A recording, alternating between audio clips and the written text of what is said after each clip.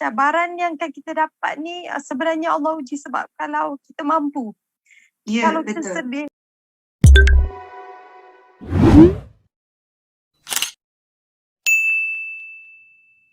Okey, nak tanya Datuk Siti, Masya Allah. Ya. Bagaimana Datuk Siti ketika menghadapi ujian Allah, hadis Nabi kita baca kan, apabila Allah mencipta orang, Allah akan menguji. Jadi bagaimana Datuk Siti menghadapi satu demi satu ujian Allah dengan rasa cinta tu? Tips ke, amalan ke, apa-apa saja. Silakan. Betul.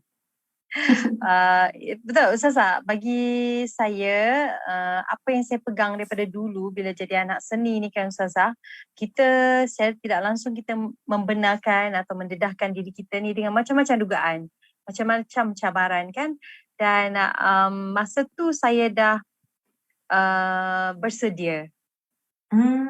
Bersedia tu erti kata ialah 16 tahun, 17 tahun bersedia dalam umur macam tu lah. Kan, ada masa kita rasa macam sedih, ada masa macam kita dah rasa down sangat, ada masa kita menangis. Memang saya akuilah sepanjang berapa puluh tahun jadi artis ni, ada masa juga saya give up dah Ustazah. Saya rasa macam dah lah tak naklah menyanyi kan. Tapi saya fikirkan balik, saya apa orang kata muhasabah dirilah. Sebab ini adalah perjalanan yang saya pilih. Nawaitu saya lebih daripada menjadi seorang anak seni lah. Nak dalam masa yang sama, saya rasa platform jadi anak seni ataupun jadi orang yang dikenali ni banyak benda kebaikan kita boleh buat. Kan? Sebab tu saya melihat saya tak nak hanya menyanyi je lah. Atas pentas menyanyi, kalau boleh dekat dengan masyarakat, dan daripada situ juga saya kenal ramai orang. Allah bagi saya rezeki ni berjumpa ramai orang, tak kira latar belakang apa saja kan. So bila ada dugaan tu Ustazah, benda yang paling saya buat adalah saya bertanya dengan diri saya sendiri semula kan. Dugaan tu saya kena jadi orang yang sabar. Sabar saya kena tinggi sebab jadi selebriti, orang terkenal ni, dia punya cerita yang akan datang pada kita kadang-kadang fitnah. Ya, bila ada fitnah tu, kita tak buat pun orang kata kita buat. Kadang-kadang yalah kalau mana yang dah buat tu lagilah jadi buah mulut orang sampai bila-bila. Dan kita ada keluarga, kita ada ibu bapa. Ketika itu umur saya di awal menjadi anak seni kan, saya banyak mengadu pada Allah Subhanahu Wa Taala bila saya rasa sedih, saya rasa down. Betul-betul saya pernah buat adalah bila saya ditimpa dengan masalah yang teruk sangat, saya pernah ditimpa dengan fitnah yang sangat teruk dulu Ustazah kan. Saya cuma minta Allah yalah, saya rasa saya teranaya.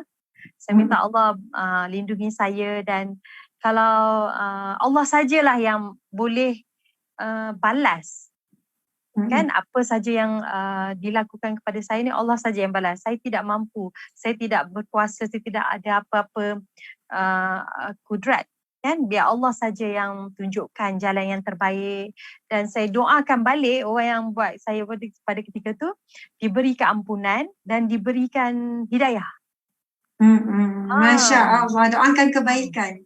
Betul, kita doakan balik kebaikan. Sebab apa tahu, memang Masya Allah saya dapat dia punya result, Masya Allah Ustazah. Subhanallah, Allahu Akbar. Dan sekarang ni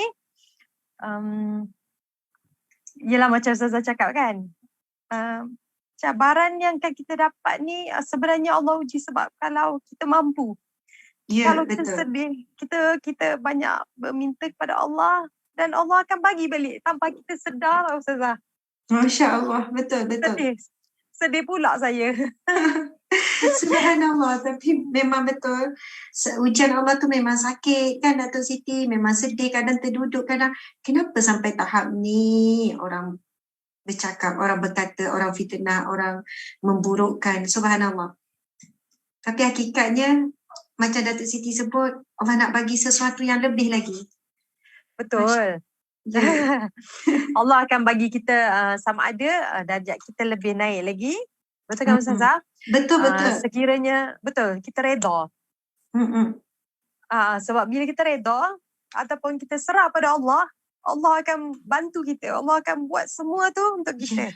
So kita tak perlulah rasa macam sedih sangat ke apa. Tapi saya bila cakap ni saya sedih lah sebab bila melalui dia, bila apa orang kata, Allah bagi jawapan, saya rasa dan yang lain tu macam alah kata-kata macam sekarang ni kan masanya netizen suka bercakap apa kan. Bagi saya sebenarnya tak ada apa Ustazah. Saya boleh hadapi sebab saya dah hadapi 25 tahun kan jadi anak seni ni kan. Betul. Tinggal lagi saya cuma kadang-kadang sedih juga bila kita baca orang yang menulis tu Ustazah. Dia punya betul. Adab dia ke mana kan? Adab dia ke mana? Macam mana macam kalau dia cakap tu melebih-lebih sampai kita rasa macam mana ibu ayah dia baca? Macam mana orang ni kalau dia dah berkeluarga macam mana anak-anak dia baca? Kan? Betul. Itu je yang saya kadang-kadang yalah komen ke apa ke saya subhanallah Ustazah, saya macam kalau ada orang kutuk ke, beria ke, saya masih boleh okey lagi Ustazah. Saya tak adalah macam sampai tak boleh tidur ke, tak ada. Memang dah dalam hidup saya dah reda kan dengan tulisan tu. Tapi kadang-kadang kita fikir orang yang menulis tu. Fikirkan pasal orang tu macam mana. Macam mana hidup dia boleh keluarkan kata-kata macam tu. Kan? Sebab kita rasa macam, ya Allah, kita pun tak sanggup nak cakap. Nak tulis macam tu kan. Itulah Ustazah. Subhanallah.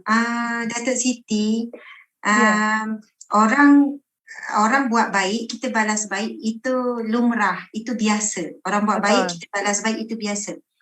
Orang buat jahat, kita balas jahat, itu dendam lah. Orang buat jahat, kita balas jahat.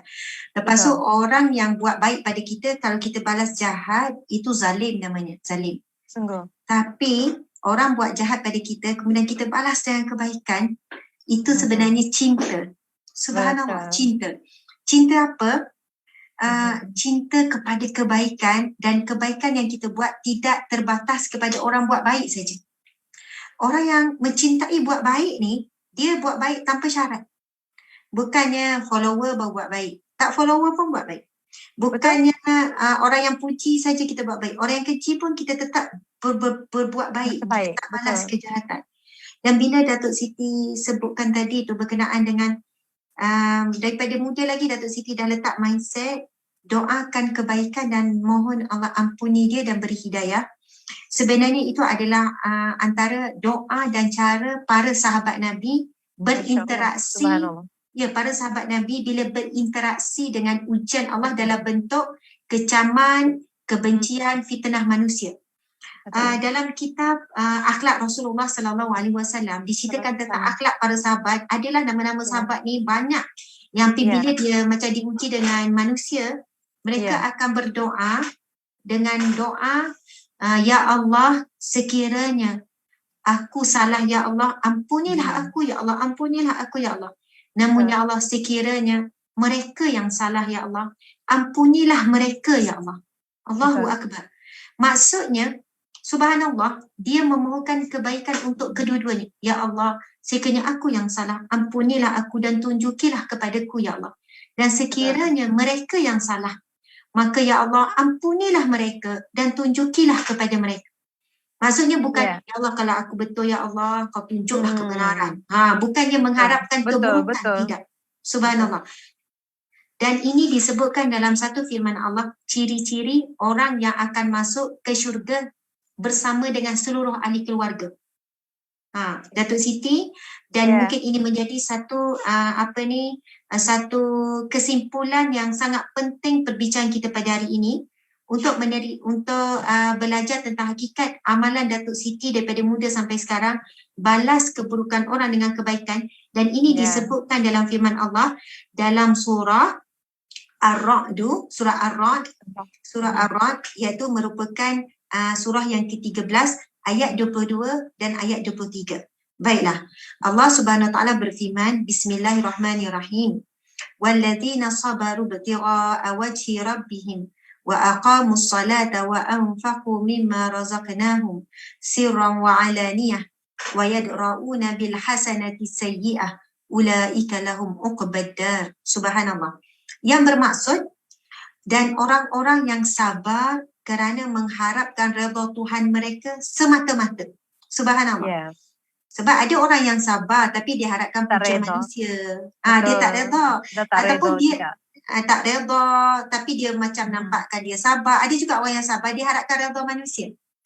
Okey, dia tulis macam ya saya takkan ni, tapi dia mengharapkan manusia puji dia dengan kesabaran dia.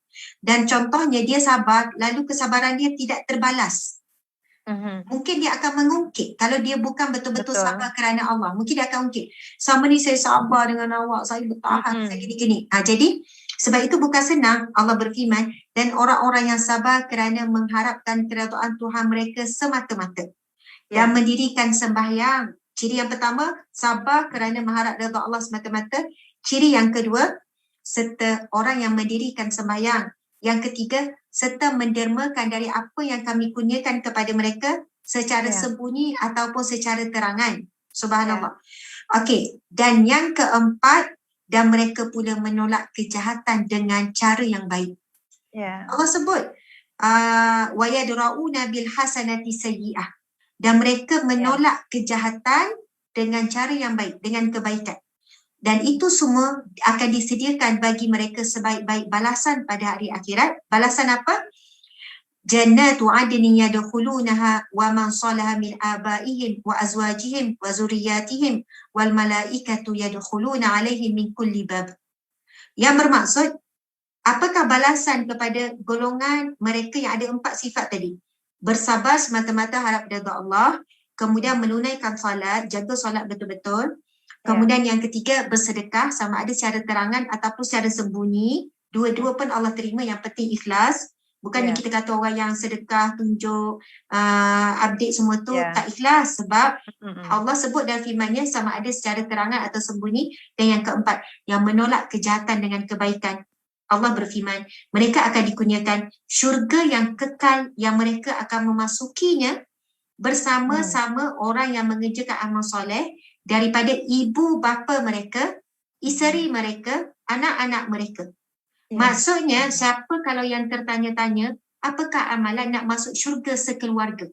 Sebab jelas firman Allah ini, siapa yang ada 4 perkara ni, dia akan dimasukkan ke dalam syurga Allah bersama ibu bapa, pasangan, bersama dengan anak-anak, zuriat keturunan. Sedang malaikat pula akan masuk kepada mereka daripada tiap-tiap pintu. Lalu para malaikat pun mengucapkan, Salamun alaikum bima sabartum, fa ni'ma uqbad dar. Yang bermaksud, salam sejahtera ke atas kamu, disebabkan sabar kamu di dunia dahulu. Subhanallah. Jadi motivasinya buat Datuk Siti, Masya Allah. Bersiaran bersama kita lebih kurang dalam 6K lebih di page. Alhamdulillah, syukur sebab kita harapkan banyak dapat manfaat. Macam Datuk Siti share amalan Datuk Siti tadi. Apa pun orang maki hamun ke, orang cakap buruk, orang kadang kan Datuk Siti kita macam ni. Orang mengata kita okey, tapi jangan mengata anak kita, jangan mengata suami kita. Itu yang muka tu lagi macam Allahu Akbar. Masya Allah, lagi pedih kan. Dan cara Datuk Siti, kenapa Datuk Siti boleh kuat, tetap senyum ceria, rizki Allah melimpah ruah kasih sayang. Sebab membalas kejahatan dengan kebaikan. Balas